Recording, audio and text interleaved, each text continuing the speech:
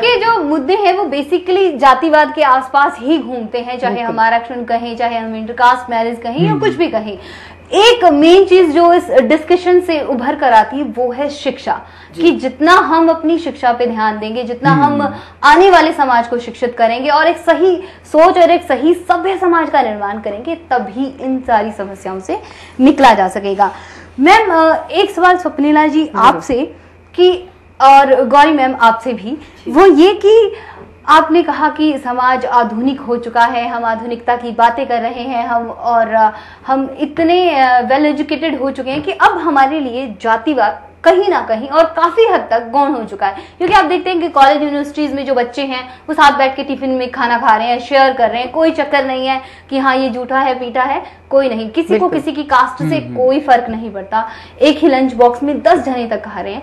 लेकिन एक नई रिसर्च के अकॉर्डिंग एक चीज सामने आई है कि जो माता पिता अपना बच्चा मतलब नहीं होता जिन लोगों का, वो लोग जो स्पर्म होते हैं हमारे उन डोनर के पास जाते हैं, लेकिन वहां पे जाके वो डॉक्टर से कहते हैं कि प्लीज डॉक्टर चेक कीजिएगा कि ये स्पर्म किसी ब्राह्मण का, किसी राजपूत का होना चाहिए, किसी शूद्र का ना हो। तो उस हाई लेवल पे पहुंचकर भी हमारी मानसिकता इतनी गौण क्यों, जबकि मैं अब पढ़े लिखे समाज की बात कर रही हूँ जो ये जानता है कि कृत्रिम रूप से भी बच्चे हो सकते हैं, या जहाँ पे हमारी पहुंच नहीं वहां पे साइंस हमें लेके जा रही है।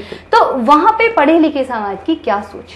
जैसा कि मनीषा जी अभी कह रही थी कि हम साक्षर हो रहे हैं, लेकिन हमारी मानसिकता नहीं, शिक्षित नहीं हो रहे हम जी। सिर्फ अक्षर ज्ञान कर लेने से हम आगे नहीं बढ़ सकते।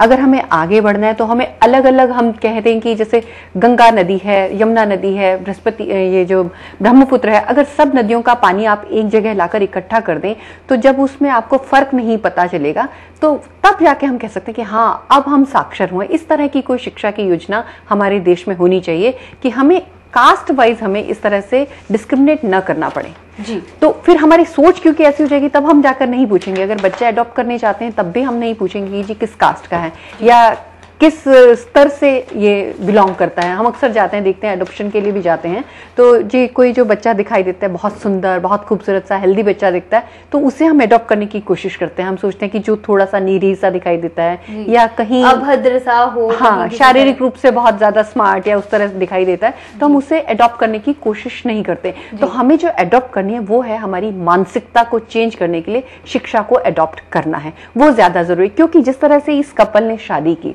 इस कपल को तो अपने माता पिता का सहयोग मिला, सब कुछ मिला, लेकिन जिनके साथ ये नहीं होता तो उसके माता पिता अगर सहयोग नहीं करेंगे तो कम से कम शिक्षा का संबल हो उनके पास, वो अपनी 2 वक्त की रोटी कमा सके। हालांकि ठीक है, बहुत सही बात कही मनीषा जी ने कि सरकार सहायता दे, लेकिन कब तक? बिल्कुल प्रश्न वही है। तो कहीं ना कहीं अपने पैरों पर खड़ा होना लड़के और लड़की दोनों के लिए जरूरी है। तो क्योंकि ये कपल एक तैयार हो गया तो ये आगे आने वाली जनरेशन को ये कपल तैयार करेगा। उसी तरह से जब हमारी सोच अब इस समय बदल गई है, हम ये सोच रहे हैं, हम टीवी के सामने बैठकर ये तो कह रहे हैं कि इंटरकास्ट मैरिजेस करनी चाहिए, लेकिन क्या हम अरेंज मैरिज में इंटरकास्ट मैरिज कर पाएंगे?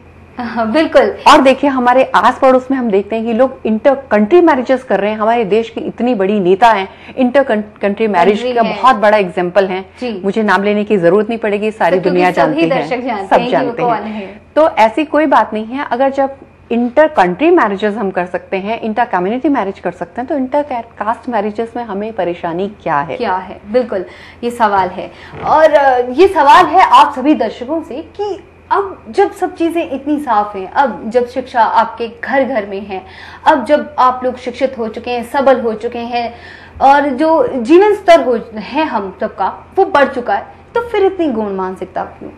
आखिर आप अपने अंतर्मन में झांक के क्यों नहीं देखते कि क्यों ना हम इन सब से उभरें? क्यों अपनी आत्मा को झंझोर के नहीं देखते कि चलिए अब खड़े हों, वक्त है बदलने का? तो आप सभी से जाते जाते एक संदेश इस हमारे समाज के नाम मैं आप सबसे लेना चाहूंगी। मनीषा जी आपसे शुरुआत करते हैं। संदेश क्या आपने संदेश कहा है? संदेश तो यही है कि हम शिक्षा को बिल्कुल अपने अंदर तक उतारें, और दूसरी चीज जो मैंने पहले भी कही थी, मुझे वही व्यवहार दूसरों से करना चाहिए जैसा मैं दूसरों से एक्सपेक्ट करती हूँ कि वो मुझसे करें। बिल्कुल। अगर मैं इस मानवीयता को, इस बराबरी को अपना जीवन मूल्य बना लेती हूँ तो ये जीवन मूल्य ही मुझे हर तरह की गैर बराबरी से, हर तरह की डिस्पैरिटी से दूर रखने में मदद करेगा। और यही दर्शन अगर हर ऊंची जाति का व्यक्ति सोचता है तो शायद ये हम जाति की एक खाई को या उस मानसिकता को तोड़ पाने में सफल हो पाएंगे। जी बिल्कुल। और मैं भी यही कहना चाहूंगी कि मनीषा जी की बात से मैं बिल्कुल सहमत हूं। हमें मानवता को जो है आधार बनाकर अपने बच्चों की खुशी को सबसे पहले देखना चाहिए। हम लोग क्या कहेंगे इस बात की चिंता में न पड़ के हमारे बच्चे क्या कहेंगे 20 साल 30 साल बाद जाकर कि हमारे मम्मी पापा हमारी खुशी से खुश नहीं थे। तो हमें खुशियां फैलानी है। हमारी ये जो छोटी सी नन्ही सी बगिया बनाई है हमने प्यार की, इसे हरा भरा रखना है। तो उनकी खुशियों में अगर वो इंटरकास्ट मैरिज करें, लव मैरिज करें, अरेंज मैरिज करें, कैसा भी वो चाहें उन्हें करने देना चाहिए, उनका साथ देना चाहिए। हरियाणा में पक्षियों को भी पानी पिलाया जाता है, वहाँ पे मारने की जो प्रथा है इसके खिलाफ लोगों को तो सोचना ही चाहिए कि आखिर मारना कितना बड़ा मानवीयता है जी। इसके बारे में सोचना चाहिए जी।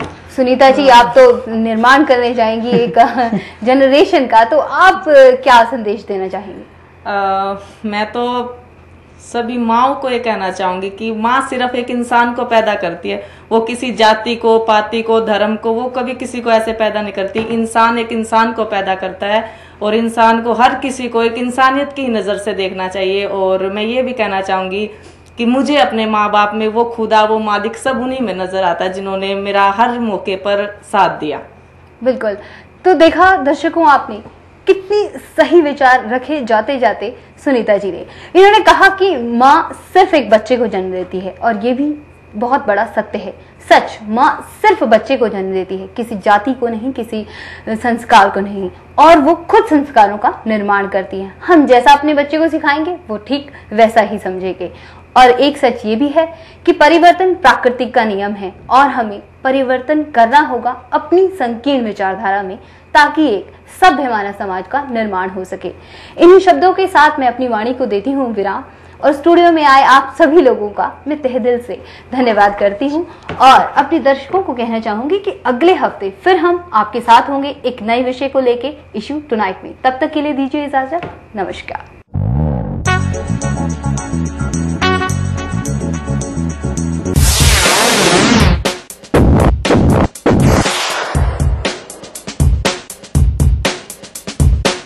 जिंदगी के उतार चढ़ाव के अनोखे रंग और उनसे जुड़े उतने ही मुद्दे, चाहे वो हो शिक्षा, भ्रष्टाचार, स्वास्थ्य, राजनीति, अपराध, महिला सुरक्षा, भ्रूण हत्या, किसान और कृषि, पर्यावरण, खेल और ना जाने कितने मुद्दे।